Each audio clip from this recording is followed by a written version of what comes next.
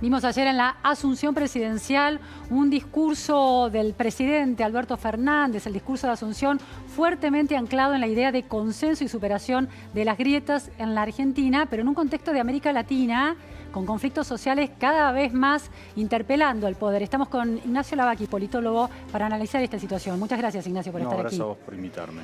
Vimos ayer, un discurso de consenso del presidente Alberto Fernández y una plaza colmada por la noche en la que, frente a la cual también el presidente Fernández habló, pero con un tono distinto al de ese discurso en el Congreso. ¿Cómo lo viste a ese segundo discurso? Me parece que es un discurso más para la militancia, ¿no? Y el primer discurso es un discurso más para todo el país y más a tono con la ceremonia institucional del traspaso. Ahora, un presidente, un dirigente político que integra una coalición tan particular como la del Frente de Todos, tiene que estar posicionándose en distintos lugares de la retórica discursiva política a la hora de hablar ante la clase política, a la hora de hablar ante la plaza. No, yo no diría que tiene que posicionarse en distintos lugares, pero sí tiene que mantener cohesionada la coalición, ¿no? Digo, hay un 52% del país que no lo votó, ¿sí? Entonces, obviamente él es el presidente de todos los argentinos, pero tiene que prestarle atención a su base de apoyo, que es bastante heterogénea, ¿no? Digo, está el peronismo de los gobernadores, está el núcleo duro del kirchnerismo, ¿sí? Y está Sergio Massa. Entonces, un poco tiene que satisfacer a el mandato de los que lo votaron. ¿Dirías que el discurso en el Congreso fue para todos los argentinos y para la clase política y el de la plaza para la militancia? Sí, yo diría que sí. Ahora, ¿cuál es el límite de esa posibilidad de tunear el discurso de acuerdo con la estrategia y la táctica necesaria para mantener distintas cohesiones? ¿Está dado por las políticas públicas concretas? Sí, yo esperaría más bien eso. O sea, ¿cómo se mantiene cohesionada una coalición? En parte por el reparto de recursos y cargos, obviamente, ¿sí? Pero también por políticas que respondan a los que te votaron, ¿sí? Entonces, pasa por ahí más que por las palabras. Digo, uno puede decir lo que quiera, pero si después, supongamos que hiciera como hicieron algunos presidentes latinoamericanos que llegan al poder con un discurso vacío, con un discurso de izquierda, y de pronto llegaron e implementaron un plan de ajuste, bueno, la base de votantes se va a sentir decepcionada y puede reaccionar mal, pero digo, me parece que era un discurso más a tono con la militancia. Hoy en la asunción del gobernador Axel Kicillof en la provincia de Buenos Aires estuvo presente el presidente Alberto Fernández y la vicepresidenta Cristina Fernández de Kirchner. Eso fue un gesto muy ostensible, con mucho peso simbólico. ¿Es una señal del sentido de su política económica, por ejemplo, en este apoyo tan explícito y manifiesto al gobernador Kicillof? No, yo creo que para la política económica tenemos que esperar a que hable el ministro, ¿sí? Y ver cuáles son las leyes que envían al Congreso, cuál es el tono que le van a dar a la renegociación de la deuda, cómo se traduce concretamente esta idea de que los que están en una posición más acomodada sean solidarios con los quienes están peor. O sea, que uno presume que eso es una suba de impuestos, ¿no? O sea, un aumento de retenciones. No lo vamos a saber hasta que no lo anuncien, pero digo, yo esperaría eso. Más bien es un gesto político, ¿no? Estar ahí, me parece que... Y estaba también más, o sea, estaba toda la coalición, ¿no? Entonces, me parece que es esa clase de gesto. Es un gesto político, pero que desde afuera del Frente de Todos puede leerse, como, bueno, estamos más ubicados dentro del espectro ideológico que representa Axel Kicillof. No, yo creo que es simplemente una señal de cohesión, de unidad. Digo, hay mucha especulación en torno a cuán cohesionado, si hay, qué tanto peso tiene tal o cual figura dentro del Frente de Todos. Yo creo que no hay espacio para mucho internismo, dado lo crítico de la situación. Puede haber, no sé, se habló mucho de vetos, algunas figuras, cosas que trascienden, ¿no?, en los medios. Sí. Pero en los hechos es un gabinete que refleja bastante bien a esa coalición. Tal vez los que menos han recibido son los gobernadores, habrá que ver cómo se los compensa, ¿no?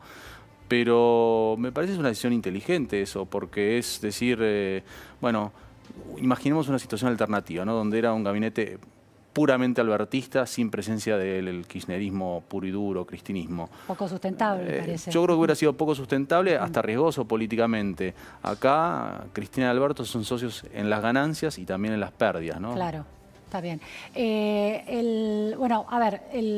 ministro de Economía hablará hoy por la tarde, conoceremos con mayor detalle el plan integral que está diseñando para Argentina, pero se lo vincula y está vinculado efectivamente como un colaborador muy estrecho del Premio Nobel de Economía Joseph Stiglitz. ¿Qué representa en el mundo de la economía y qué impacto puede tener en la política esa cercanía? Bueno, Stiglitz ha sido duramente crítico del Fondo Monetario Internacional, de la forma en que se resuelven a veces las reestructuraciones de deuda, ¿sí? Entonces fue muy crítico del arreglo de Macri con los holdouts. Es alguien que ha tenido en el pasado cierta cercanía con Cristina, pero tampoco es un especialista en Argentina. Entonces, y el premio Nobel no lo tiene por opinar sobre Argentina, sino por otro tema que podríamos preguntarle a un economista, que tiene que ver más con fallo del mercado, pero no les quiero invadir el terreno a los economistas. Pero digo, creo que la impronta de esta idea de una reestructuración que sea políticamente sustentable, de esto que ha dicho Alberto, que no quiere recibir dinero del Fondo Monetario, que no se quiere ver condicionado, bueno, tiene bastante la impronta de Stiglitz, va a tono con el discurso que promueve Stiglitz, esta idea un poco crítica de la globalización. Sí, uno hay que remontarse a 2000, que Stiglitz tenía este libro llamado La globalización y su descontento, etcétera. Ahora, esa cercanía puede resultar a los ojos de Washington y de la influencia que Trump tiene dentro del FMI como riesgosa en términos de los prejuicios que pueda haber a la hora de negociar con la Argentina. Yo ahí distinguiría dos situaciones diferentes. Una es el Fondo Monetario, al cual no hay que pagarle nada hasta dentro de 2 años. Digo, recién hay que repagarle el capital de lo que nos prestó el fondo a partir de fines de 2021, con una concentración muy fuerte en 2022 y 2023. Los acreedores privados es otra historia, ¿no? Sí. Porque el fondo es un acreedor privilegiado al cual uno no lo reperfila. En todo caso entra en un programa y estira pagos y así sucesivamente, pero no le impone una quita. Claro. Digo, porque es el que presta cuando nadie presta y porque presta a tasa más barata. Los gobiernos no quieren ir al fondo por un obvio motivo, que es las condicionalidades políticas, de política económica, que siempre están presentes en los programas del fondo y que en general entrañan costos políticos sobre todo.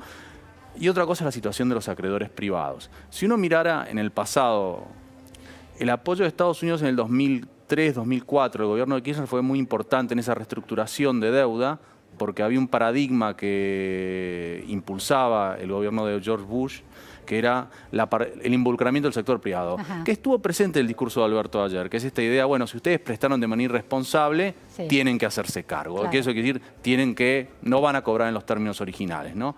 Eso, yo me acuerdo muy bien cuando Bush le dijo a Kirchner, negocie duramente hasta el último centavo, ¿no?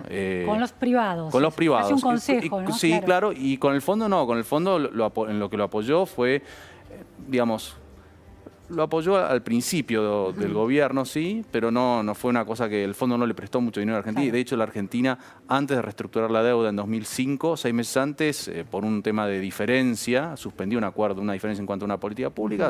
La Baña anunció la suspensión del acuerdo con el fondo y después nunca se reflotó ese acuerdo y fines de 2005 Kirchner terminó anunciando el repago de toda la deuda en una sola vez. Ahora, lo de Estados Unidos sí puede condicionar más en cuanto al FMI. Si Argentina en algún momento va a necesitar ir al FMI, porque no le puede devolver 44.000 millones de dólares concentrados entre 2021 y sobre todo 2022-2023, y ahí sí el peso de Estados Unidos es más decisivo, es mejor tenerlo a favor que en contra. No es que las decisiones del directorio del fondo se deciden a mano alzada, ¿sí? Porque siempre se habla del peso de Estados Unidos, que tiene el 17% de los votos en el directorio y que las decisiones se toman con un 85% de mayorías, pero este tipo de decisiones en general no van a votaciones a mano alzada adentro del directorio. Hay mucho trabajo previo en realidad. Bueno, el fondo está en Washington, ¿no? Digo, eso le daba a Estados Unidos una ventaja a la hora de influir respecto de cualquier otro país. Claro. Ahora, en relación a es muy interesante lo que contabas de 2003-2005, ¿no? Con los acreedores privados y el Consejo de Bush de presionarlos. Y una cosa más, Argentina estaba en default en ese momento. Claro. En este contexto, los acreedores privados, con el historial de Argentina y el historial de la región, ¿no? Con crisis que van estallando de país en país y en países muy alineados con el mercado como Chile, ¿los acreedores privados están, dado esta situación, más abiertos a negociar? Bueno, mi primera respuesta sería, yo no sé quiénes son. Claro. Digo, Los hay mercados. una frase famosa que dice que cuando fue la crisis de la deuda de los 80, uno podía juntar a todos los acreedores de un país se llama el Steering Committee, en un cuartito, ¿sí? Eran 20, 30 bancos. Sí. Hoy es algo mucho más desperdigado, con actores muy diversos. Digamos, yo escribí hace poquito una columna donde decía, bueno, supongamos 3 situaciones distintas de los acreedores. Uno, los que están, por decir de una manera, atragantados con bonos argentinos. Los compraron cuando eran muy caros, ¿sí? Pensando que iba a ser otra la situación antes de que pasaran cosas, y no quieren realizar la pérdida. Claro. Y digo, no quieren desprenderse de los bonos a estos precios porque implicaría realizar una pérdida enorme, que probablemente le costaría el trabajo a los que los compraron, Claro. esos bonos. Después, probablemente hay alguno que haya visto la oportunidad y vio el desplome del precio de los bonos después de las PASO y dijo, peor que esto no hay. Y tal vez haya un tercero que piense que si el primer intento de reestructuración no es exitoso, diga, bueno, voy a comprar y voy a litigar. Porque está bien, los bonos tienen cláusula de acción colectiva, o sea, mayorías que si uno las logra se hacen extensivas a todos los acreedores, sí, pero pueden fallar. Y entonces, digo, existe el Fondo Elliott, Aurelius, viejos, sí, conocidos de la Argentina. Sí. ¿Sí? Entonces yo no sé quiénes están del otro lado en este momento. No es que, me parece si uno piensa que son gente que compró los bonos para, digamos, para hacer algún tipo de ganancia y no para litigar y tratar de cobrar, sí, lo más alto posible y ganar. Me parece que lo que van a querer ver es un plan fiscalmente sustentable, ¿no? ¿Sí? Algo que uno diga, bueno, este camino es viable, acepto algún tipo de, que me estiren los pagos de capital, que me hagan una quita en el interés, etcétera, etcétera, pero mostrame cómo te vas a financiar, o sea, cómo vas a generar los recursos para repagarme. Y ahí tal vez esperan que el precio de los bonos suba y dicen, bueno, acepto. Ahora, esta idea de Guzmán, de que esta negociación del reciente ministro de Economía, Guzmán, de que esta negociación se pueda hacer de una manera muy rápida, muy eficaz, en muy pocos meses, y que es necesario hacerlo en muy pocos meses para que en marzo, por ejemplo, esté resuelto este tema. ¿Esto es viable? ¿Hay historia de que se resuelva tan rápidamente? Por lo menos en el caso... ¿Cuánto llevó la reestructuración en 2003, 2005? No, pero ahí estábamos en default, fue muy distinto y se arrancó de una postura muy agresiva. La Argentina venía a defaultear en diciembre de 2001 y la primera propuesta la hizo en septiembre de 2004, se llamó la propuesta de Dubái y después la fue modificando, endulzando un poquito hasta que se llegó al momento así, o sea, el momento efectivo fue en febrero de 2005, ¿no? O sea, 2 años, de 2003 a 2005. Sí, o sea, no, pero la propuesta en sí se presentó en septiembre de 2004, si la memoria no me falla. Fue Nielsen a Dubái, presentó una propuesta que se fue considerada muy agresiva, si no fue en septiembre fue un poquito antes, pero en pocos meses. Digo, si hay un plan, se puede hacer viable en pocos meses. Tiene que haber una ley del Congreso también, claro, pero eso con las mayorías que tiene, yo creo que no va a ser un obstáculo el Congreso a la hora de reestructurar la deuda. Pero más allá del historial argentino, ¿no?, tan particular en relación a los acreedores, el hecho del estallido social de Chile, de Colombia, países poco habituados a estos estallidos y a estas manifestaciones callejeras en términos de reclamos populares tan sostenidos, ¿es una consideración que los acreedores hacen ese tipo de lecturas más políticas a la hora de sentarse a una negociación de la deuda? Bueno, yo diría que supongamos que la Argentina hiciera una propuesta demasiado generosa, o sea, o muy exigente fiscalmente, ¿no? Sí. ¿Sí? Como yo le dijera que... Generosa para los acreedores. Generosa para los acreedores y hubiera un compromiso de decir, bueno, al fin de año queremos tener un superávit primario, claro, 4 puntos del PBI. Ajuste y superávit. Nadie es tan tonto, claro, digo... Los fondos de inversión contratan agencias que analizan temas como el riesgo político y se fijan, claro, en esas cuestiones. Digo, dicho esto, Chile y Colombia tienen una situación macroeconómica que es totalmente distinta de la Argentina, una situación en términos de deuda que no se parece en poco y nada a la Argentina. No la comparaba, no planteaba una comparación en ese sentido, sino como el clima de la región, ¿no? No, a ver. El estallido social que está bastante a la vuelta de la esquina. Yo creo acá no tanto. Digo, si no ocurrió en los 4 años de Macri, en un gobierno no peronista, que no tiene control de la calle, que no tiene una relación de afinidad con los movimientos sociales ni con el movimiento obrero organizado, uno pensaría que en eso el peronismo tiene una ventaja, que es, va a tener una cierta, por usar la expresión que Lula usaba respecto a la Argentina, paciencia estratégica van a tener. Y creo que se nota, ¿no? Cuando los sindicatos dicen, bueno, no, tal vez no paritaria, sino una suba por decreto, cuando cancelan los pedidos de bono de fin de año. Tiene una legitimidad que un gobierno no peronista no tiene. Le cuesta, ¿no? Claro. No tienen esa relación de familiaridad, claro, ¿no? Claro. Y para eso, digamos, ese es un dato que los consultores argentinos vuelcan en los oídos de los mercados o de los acreedores. Uno supondría que sí. Sí. Uno supondría que sí. En relación a los planes que se están conociendo, las primeras medidas de gobierno, los primeros proyectos que tiene el gobierno recientemente asumido, ¿en qué sentido esta gestión está dejando de polarizar la economía y se ha vuelto más razonable? Bueno, no sabemos nada todavía, pero creo que intuimos algo, ¿no? Intuimos que va a haber más gasto en materia social o en obra pública, o que hay alguna decisión. Digo, el presidente mencionó el tema de los créditos a los sectores menos favorecidos, mencionó el tema del plan de vivienda, y también mencionó la suba de impuestos, ¿no? O sea, entonces, de los que más tienen. Digo, de haber algún riesgo me parece que pasa por ahí, ¿no? O sea, la resistencia de los que más tienen a seguir poniendo. Sí, yo no sé, decirle lo que más tienen, no, digo, al que le toquen el bolsillo, digamos, y de cuán va a ser la magnitud. Digo, el kirchnerismo tiene una experiencia previa en esto, ¿no? Que es la resolución 125. Claro, la crisis de campo. Entonces, ahí habrá que ver, me parece que lo veo más por ahí. Pero no parecía un discurso polarizante el de ayer, por lo menos el del Congreso. Habrá que esperar las medidas. Mencionó pocas veces la palabra macroeconomía, ayer lo destacábamos en el discurso, pero sí habló de la necesidad de que hay que tener un orden macroeconómico. Bien lo subrayó a eso el presidente Alberto Fernández en su discurso. Ahora, ¿está reñida esta idea de ponerle plata a la gente, microcréditos para el 40% de los cuentapropistas, de la población que son cuentapropistas, con indicadores macroeconómicos ordenados? ¿Es conciliable esas dos maneras de mirar la economía? Yo esperaría hasta ver, bueno, cuáles son los montos, ¿sí? De dónde van a salir los recursos, ¿sí? Cómo se va a financiar lo que, digo, cuál va a ser la magnitud del impacto en el gasto público y cuál va a ser la fuente de financiamiento. Digo, me imagino que va a haber un mix, dado que la Argentina no tiene así la posibilidad de endeudarse.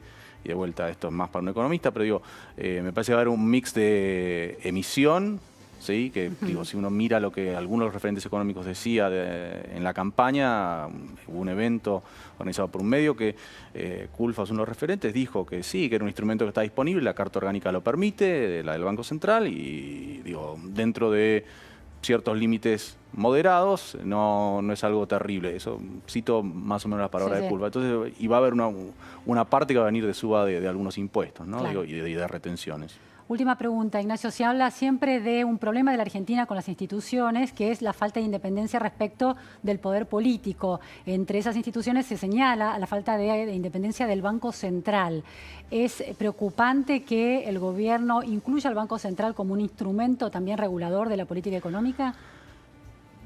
Yo creo que la independencia del Banco Central, y perdón los colegas economistas que me meto en su territorio, es algo que uno no lo puede pretender en este Estado. Me parece que, digamos, ¿cuál es el riesgo de tener un Banco Central totalmente dependiente? Que es que los gobiernos digan, bueno, me financio simplemente entrándole a la maquinita, ¿no? Claro. Y por eso con países con tramas como la Argentina uno ve de pronto economistas proponiendo soluciones así como algo extremas como la dolarización o como en su momento fue la convertibilidad, que básicamente prohíbe ese recurso.